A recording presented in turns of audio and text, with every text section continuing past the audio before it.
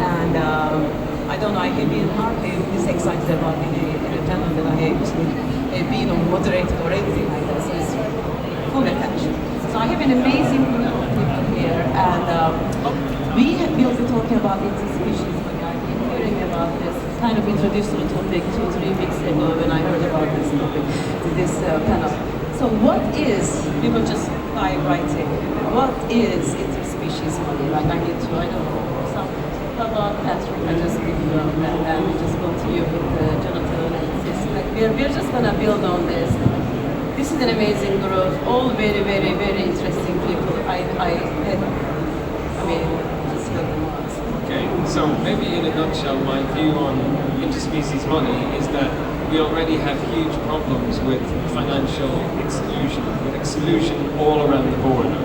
So if you don't allow people to be part of the economy, if they don't have enough money, if they're not recognized, then basically you are excluded. So the idea is to bring other species, non-humans, into our economy. How do we do that? We need to let them hold money and to be able to spend that money. So very simply, without that, there's no way they can ever be fully recognized. And with AI, that becomes even more complicated because AI is not even aware of nature. It doesn't see it. There's so little data being basically collected about nature. Okay, iterating on this, anything that, what do you think? What other, I know this, it will be like my understanding is you're working on very similar things and objectives, maybe perhaps like going from different angles slightly, but they're all very complementary. So I try to get all of these things out. Like I know that Jonathan has some views and just why don't we? Maybe Cecilia. I can add. And then we continue. I think for us, you know, we've noticed that our human-centric, our world is driven by economics, right? And the economy is very much human-centric, which means that, you know, all the money goes to prioritizing humans' needs. And so we ask the question as a thesis, if we give economic rights to non-humans, such as plants and animals, can they then, prioritize themselves? And that was what we were trying to address as a thesis and trying to test with Herbie over here. All right, Herbie, oh my God, I've actually seen Herbie in real life. I saw it on video before, so it's going to be exciting. So how about there is a bit of this whole autonomous decision making, like, do we also learn a bit about autonomous decision making as well? This like, what do you think? I think that's what Patrick kind of started talking about, which is, AI is allowing us to we talk about autonomous vehicles, right? Giving autonomy to a car. So the question is that we started to test is like, well, if you can give autonomy to a car, why can't you give autonomy to a plant, right? Like, when you think about it, plants in and of itself, they have autonomy. It's just that we strip them of their autonomy and make them our ownership, right? So the thought of returning this autonomy using AI was something that we wanted to test through autonomous plant here at Grantee. Amazing.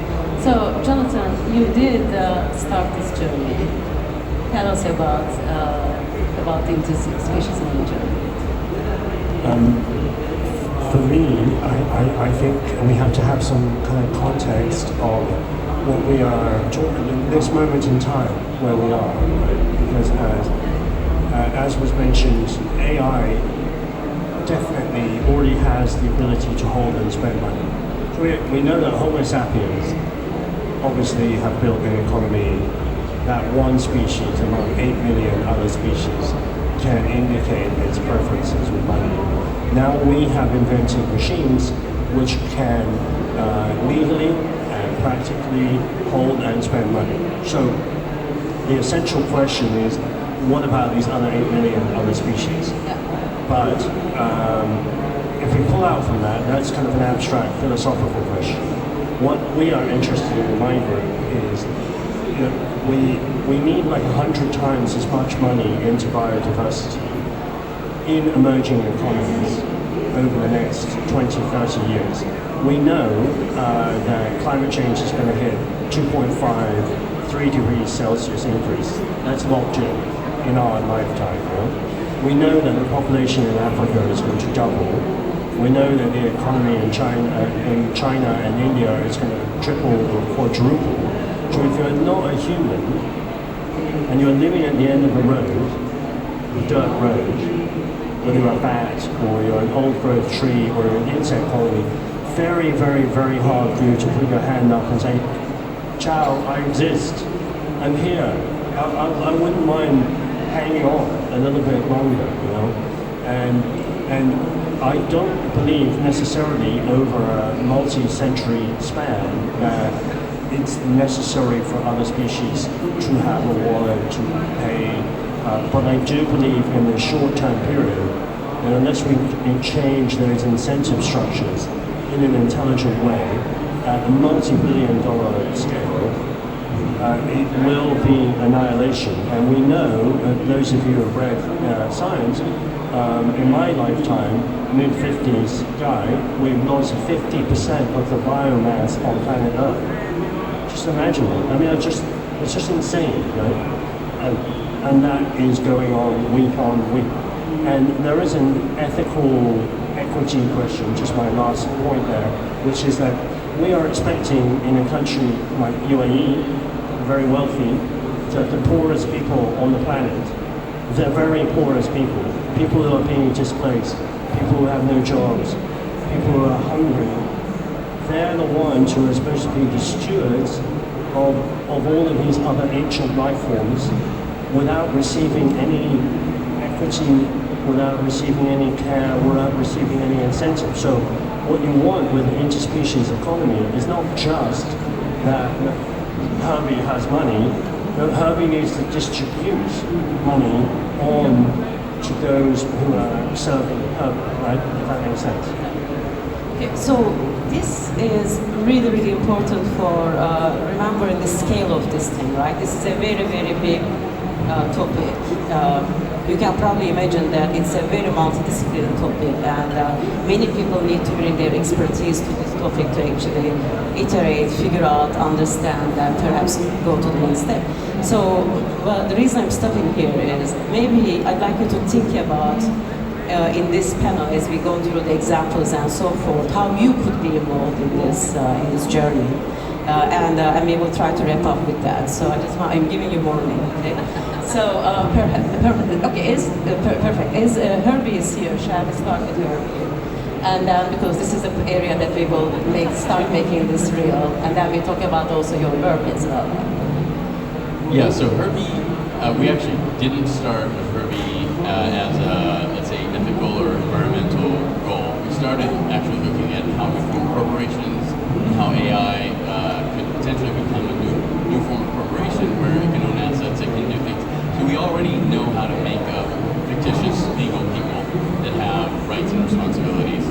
And as we looked at that more and more, we thought, well, it would make total sense if we put, a plant or an entire ecosystem in charge of a corporation or some sort of a new legal entity that would have those rights and responsibilities. But we started with one plant, and we gave Herbie, through sensor readings and things like that, the ability to draw some pretty pictures of plants, trees specifically, a lot like these trees, and we minted them as NF trees, get it? And we sold them, and this is sort of the peak of the NFT hype. And we thought this is an amazing opportunity to let plants exploit humans for the first time in history. And all these NFT bros with all their extra crypto dollars, we're gonna get those, because they're very gullible, right? People buy pictures of art, pictures of plants all the time for centuries, and the plants never got any compensation for their likeness. And now finally we can give the plants that right. So it started out as a little bit of a joke, like a lot of the things that we do, but it made such good sense that we were like, we should really take this forward. And then we started meeting a lot more people who've been more involved in it for a longer time. And what we saw is that this idea has been invented many, many times, and it's time for that community to come together. And so we started looking at things like starting a mutual fund, a stock, like an index fund that would be invested not in things like art or NFTs, but in ecosystems. And so there's already a market for things that people will invest in just because they think other people will want it later in the future. They don't even need a dividend like a company would give. But these are actual assets that we can invest in that will give dividends that we already, there's externalities we don't pay for yet. There's ecosystem services that we don't pay for yet. So there's trillions of dollars of value that's already being used by humans, but we just haven't worked out how to capitalize that. So if we can find the right investors, and I think you're here in the audience, who can help us work out the financial instrument for doing that, think of this as a new form of organization that you can invest in the same way you invest in art or real estate or companies or anything else. But it's the land that plants grow on, it's the land that people live on, and it's all the things that they do for us that when we work out how to pay for them, they will be the most valuable investment we'll ever make. How about your experiences? So maybe I'm a mathematician. That's my training, right? So I'm going to give you a few numbers, okay? So right now the crypto market is worth about 3 trillion, okay? I'm sure quite a lot of you here have been dabbling in this space. Maybe you can hear me too loud. So with $3 trillion, there's enough money to meet the UN's target for biodiversity for about 15 years. Okay, and the problem is that very little money is flowing into finance biodiversity, despite the fact that actually most of the companies in the world rely on nature in some way. So it's almost like there's a disconnect between how much we rely on something and the risks that are at stake, right? So we know about bees disappearing. We're beginning to realize that there are issues with bats, with moths, with all these insects that are so small that we just ignore them. And we're really at the beginning of that journey to figure out where is this data and information and science going to come from. But eventually we'll kick in. And eventually, I'll tell you, it's my prediction, I forecast that you'll look back and be thinking, wow, okay, this was the start of something new. So we just need to figure out how we build this. How do you actually make it possible for money to flow into biodiversity? And there's many ways and many mechanisms that we could think about making that happen. So this is the journey that we're on. Can I ask you about your experience in Rwanda? What you have done? Sure. I started this work as a thought experiment, then obviously recruited great minds like Patrick. We are in a critical stage. I'm not sort of a panic machine, I'm not a pessimist or anything like that, but the simple fact is if we don't put solutions on the table, Pinar, in the next 5-6 years, we will lose these life forms and these communities will suffer catastrophic loss. So it was really important for me to be really practical and say, is this actually doable, tenable in the real world? So I went to the president of Rwanda, the Minister of Finance in Rwanda, the central bank, and the Ministry of Technology. And we made an agreement to work with a mountain gorilla, which is the most protected species, one of the most studied wild animals in the world. And we took over the last year, we've been spending 1 week a month with gorillas. and we have taken one family of mountain gorillas. We've given those animals a digital identity, attached a wallet to that identity, and built a platform which comes out in local mobile money. And last month, or maybe the month before, Patrick, what do we know? So beginning of October, we made the first interspecies money payments from a non-human to a human. And to be clear, we're in a very intelligent audience here. So what we are talking about, to be clear, is the close computational representation of the animal, not the animal itself. But what was very, very interesting in the work, which I didn't expect at the beginning, was we built a supervised learning model. We essentially scraped the entire human knowledge on this species, mountain gorilla. And then we added in all of the historical data. Then we added in the metadata that we created. And then we added in some human expertise. And we built this AI model. And then we asked the AI model, what do you think the simple interests of these animals are, which could be verified and could be divisible into a mobile money payment? So obviously some things, like if I'm a young male gorilla, I was like, I would like to become the silverback, right? But you can't optimize for that with a mobile money payment. So there are, but what was really fascinating to us is we ran a human track with some of the best primatologists in the world, which was blind to our AI system. The AI system was at or slightly above, and we're talking about Sesame Street level AI right now. We're talking about really, really, really crappy, primitive AI, you know? But it was already at human level. And in one regard, it was better than humans because it identified that the gorillas had a lot of stomach infections, digestive disorders, and they would rather like to have more veterinary inputs. And what was interesting was that humans were not picking that up because they were not reading the microbiology papers, they were not talking to the veterinarians, and so on. So the direction of travel we are taking is very profound, that AI systems will be a co-pilot, a better co-pilot for other species than humans have been so far, you know. So that is it. So if we say, can we get money? Yes, we can get money. Can you pass money across the species divide and back again? Yes, you can. And then progressively you can identify for some species in some situations that they can mediate find their way in the world, find a place in the world a little bit more effectively than humans have allowed them to do. Okay, I have a question that I actually was asked to specifically ask you. What was that first payment from the non-human to human payment? That was specifically for removing a poacher's snare. So to be clear, people from the community are not poaching gorillas, but they go into the rainforest and they poach very small antelope for protein.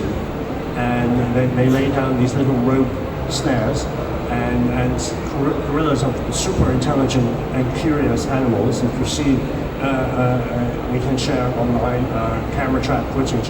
They're very curious, so they put a hand into the rope snare and it tightens.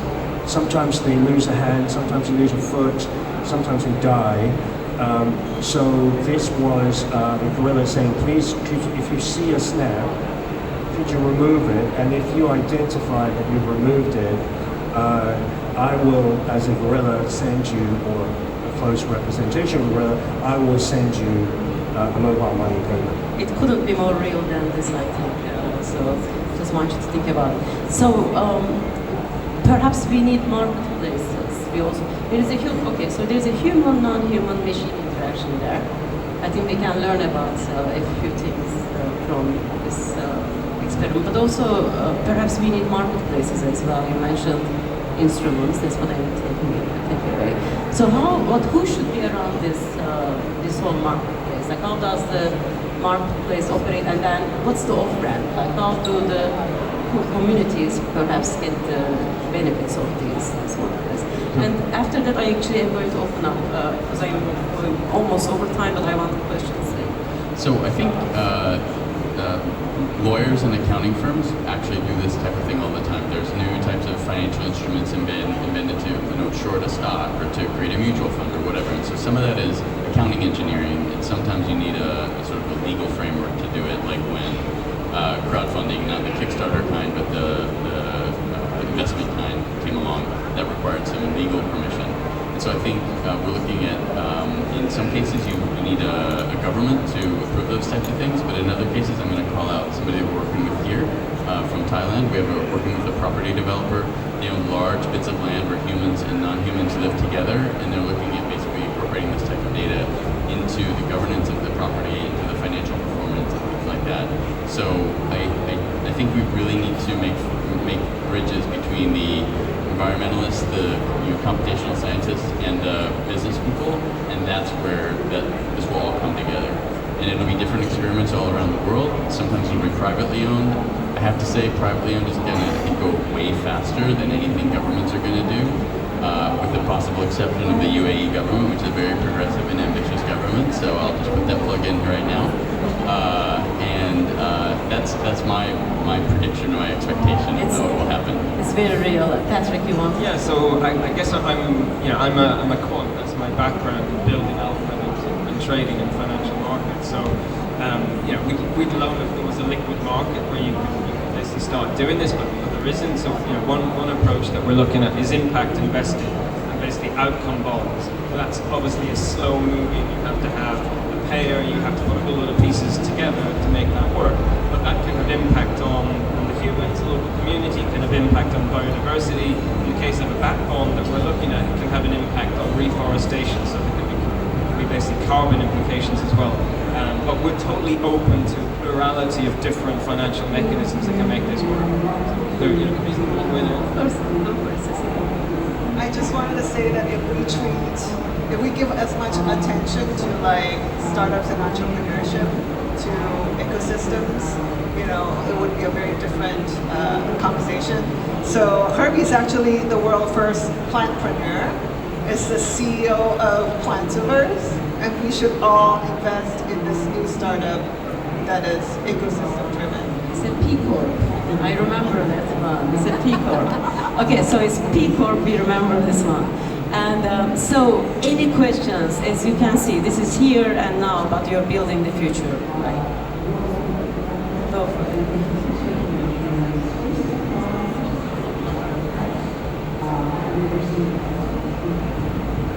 This topic is really inspiring for me. Since I work with Mark and Cecilia for quite some time as well. More of the brainstorming. I kind of feel that there is a clear need for our humankind. That we need to maintain and grow more trees to address those global warming. But it's also clear that there is like mismatch in terms of the incentive. How might we? I think probably we need to brainstorm and think further. And I would like to hear your thought as well. Probably we need to think about what would be the interspecies economic policies, right? What would be those interspecies financial mechanism, right? And let's think of that. Patrick mentioned about crypto money, right? It's a lot of like disposable investment, right? Maybe we have to think about how might we treat the plant, the tree, as the equity partner for those kind of a scheme. I don't know how yet as well, but it would be exciting. The other one that popped up in my mind is like, can we come up with the more innovative scheme of the carbon credit? Let's say actually one form of the empowerment for the plant is that if it has its own ability to generate revenue, right? Certain plant, of course, can absorb those carbon emission here and there. Probably it could generate more substantial revenue. Last thing, even more extreme and could be fun. Can we design the bank loan for a plant? To purchase the land and then I generate the revenue from those carbon credits. I also have ability to invest. Could be very interesting. Just like from the panel. What do you guys think? I think that those are brilliant points. I think on the on-ramp side, what we're going to see is plural financial instruments. I am a little bit cynical guy. I used to work for the Economist newspaper, and we've spent the last 2 days in Adia here in the Masters of the Universe kind of folks. It really has to happen at that level, If we are scraping around for scraps in the table, we need to be at the tens of billions of dollars a year level, minimum. So somehow that conversation has to move from David Attenborough, God bless him, to the boardroom of these guys and where they actually can think through. And it's true what Patrick's saying, we start with impact bonds and we start with quite conservative financial instruments. But as was pointed out, we're talking about $58 trillion a year is what all of the conservative bean counters, the World Economic Forum, Price Waterhouse, all of these guys, they're all agreed that half of the planetary economy is dependent upon nature. Obviously, you're never going to realize those kind of sums, and you don't need to do that. Yeah. But the level of ambition, and we had the COP meeting for biodiversity in Cali in Colombia the other week. It did not even make the news, right? It was not. So there's something gone wrong with us as a species that we're not able to process the situation that we are in and that we are putting other species in. Cecilia, I will give you the last word. Oh, I just wanted to say, what if Herbie has a seat in the boardroom? So how do we make this happen? So I mean, we cannot have, like, this is the most important thing that one can work on, really, arguably, right? So I'm just gonna have to wrap up. But I do know that this group is incredibly passionate and they will spend a lot of time talking to you, making this happen, taking it to the boardrooms, show and tell, bits and pieces, and the big picture, and all of that. So please find them and ask your questions, collaborate, and let's make it happen. Thank you.